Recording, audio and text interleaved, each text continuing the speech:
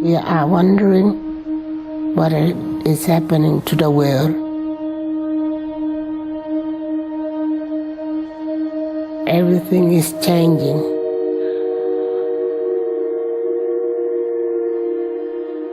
The very idea of human being some sort of natural concept is really going to change. Our bodies will be so high-tech, we won't be able to really distinguish between what's natural and what's artificial. Inside our own heads is the most complex arrangement of matter in the known universe. You might ask yourself, can we get to be superhumans?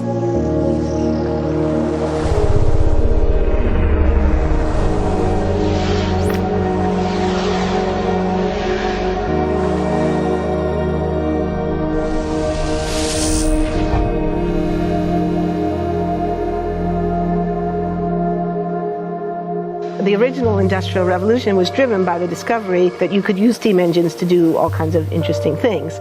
But that was followed by additional revolutions for electricity and computers and communications technology. We're now in the early stages of the fourth Industrial Revolution, which is bringing together digital, physical, and biological systems. One of the features of this fourth Industrial Revolution is that it doesn't change what we are doing, but it changes us. With the ability to visualize brain activity, for example, through a simple consumer-based EEG device, it gives us access to ourselves in ways that we've never before thought possible. It unlocks the black box that is the brain and enables us to really, truly be able to realize an identity that is aspirational. There's now a scientific foundation for the effects of mindfulness on the brain, on the genome, on biological aging. And when the human mind does know itself, then you get the potential for a new renaissance that restructures itself in terms of our relationship to life, our relationship to the planet, our relationship to work. We need a different economic model. And by that I don't mean capitalism versus communism. What I'm talking about is a shift in the system along the lines of the two big changes that happened in the 20th century, Keynesianism, with a much greater focus on health and education and the role of government working with business, and then a reaction against that in late century to neoliberalism, where the focus was on free markets, freedom of the individual, and getting governments out of the way. We need a shift to a new system that will allow us to meet the basic needs of every human on the planet, that will live within planetary means, that will be fairer, and that will be focused as its key goal, not on growth per se, but on maximizing human well-being. And history tells us that a values shift is triggered by creation of a new story about how we want to live. I see the circular economy as something which fits very closely with mankind's goal to be innovative and creative and to always progress. We can use asset tracking, we can use IT, we can use 3D printing to enable this different economic model to recover materials, feed them back into the economy, and really to decouple growth from the resource constraints we have. The reason we live in cities is not different today than it was 10,000 years ago. Even if we have got networks connecting us, we still want to have places where we meet in person. So this means the place where we work and the place where we live are much closer to each other, a city where we don't need to have big supply chains in order to produce things, where many things can be sourced locally thanks to 3D printing and robotics. So if we're able to do something to transform cities, to make them more efficient, then the impact can be huge.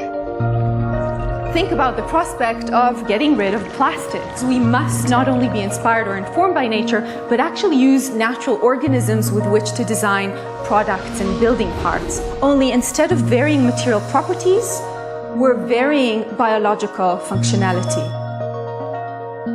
Design is critical today because it's the first signal of human intention. So the question of adding quality to quantity, it isn't a matter of simply circulating things that are potentially toxic. It's circulating things that are safe and healthy for all generations. So the goal is no longer, I want to be less bad, less monotonous, less unsafe, less unjust.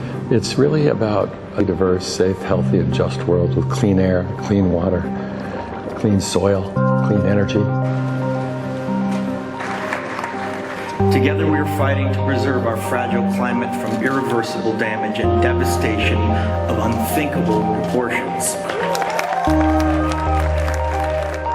If we think about the original Industrial Revolution, it was an energy revolution. I like to think of it as a kind of bookending of a period in human history during which we used fossil fuels, and it worked very well for us for a long time. But now we have to bring that to an end. We have energy technologies that can power our civilization: solar, wind, biomass. So then the question is, well, how do we get grid integration? Maybe the wind is blowing in Denmark, the sun is shining in Germany, and now you can move that electricity through an integrated grid. You can supply energy to everyone who needs it, and you can supply energy at all times.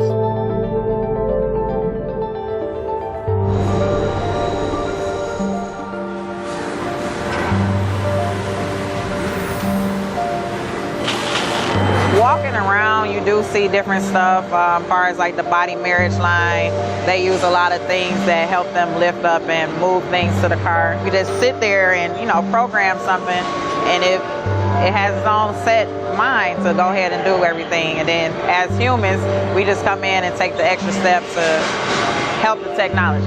It's not the cure-all for everything. There's definitely a lot of things where people perform the operation better, but certainly for the right applications, robotics are a huge improvement for the process. The prediction of 5 million jobs lost by 2020 to technology is serious, but it's not the main question. Construction, manufacturing, services, public health and education, these industries will still exist. The main question is, what will be the future of work? How will we define work? How will we share the wealth? From the viewpoint of the labor or jobs, now we really need new education or new training. We're working with a World in Motion and First Robotics, trying to encourage students from 3rd grade all the way up through the end of high school. We had students make sailboats, and then we had them race them, and so they could see how quickly they could move. And they immediately went back and started to say, oh, I saw what happened, I'm going to go change this or that. And that was 3rd graders. I just given a prize to a kid of 18 years old that has discovered something really very, very unique. Came up with how to get better productivity and better yields for seeds of corn. And so he basically came with the idea that if you would perforate these seeds, you would get more food. And you think about it and say, but he didn't go to university. So how does he get all that knowledge? And he told me, I mean, I've been watching YouTube since the age of 12, and I'm so interested that I've seen everything about it. I've read everything about it. The world is really open to learning. The thing is, how do you give the incentive to your kids to do that? It's this ability of digital technology to change outcomes, to truly empower people all over the world that can create a more equitable growth, because I think the world needs that. Fourth industrial revolution has the potential to make inequalities visible and to make them less acceptable in the future, and hopefully to gather and garner political support to take the necessary decision to reduce the gap. Humans have always been using tools, but because of the recent advances in technology, we're beginning to have machines that can augment us in all sorts of interesting ways. I was the first person in the world to be able to voluntarily move my legs whilst stepping in a robot by exciting the nervous system using electrical stimulators directly onto the spine. We believe that a cure will be possible if enough of the right people have the will to fast-track a cure for paralysis.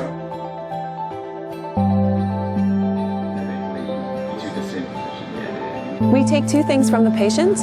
First, we take a three-dimensional X-ray, and we extract the three-dimensional data out of that so we can make a perfectly shaped puzzle piece. And then we also take a sample of fat tissue from the patient so that we can extract the stem cells out of those. And we use those stem cells with this three-dimensional scaffold that we fabricate, and after 3 weeks, we have a piece of living bone that's ready for implantation.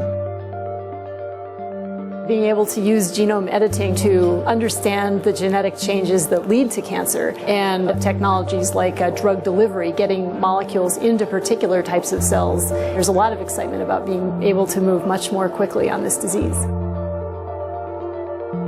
One of the things that I think is so essential to free and open societies is freedom of thought. And up until now, the conversation we've been having is around freedom of speech. Once we can access people's thoughts and access people's emotion, we have to create a space that enables people to think freely, to think divergent thoughts, to think creative thoughts. And in a society where people fear having those thoughts, the likelihood of being able to enjoy progress is significantly diminished. We need to take responsibility at every level of society, from the individual and the personal to the institutional to the global, to adapt to these technological challenges and changes which are redefining what it means to be human, what it means to work, what it means to be completely embedded in this world. People always ask me if I'm an optimist or a pessimist. The technology exists, but how do we get it and implement it at the scale we need at a price that people around the world can afford? Even though we have everyday problems we have to solve, we have to find a way to lay the foundations for the innovations of tomorrow.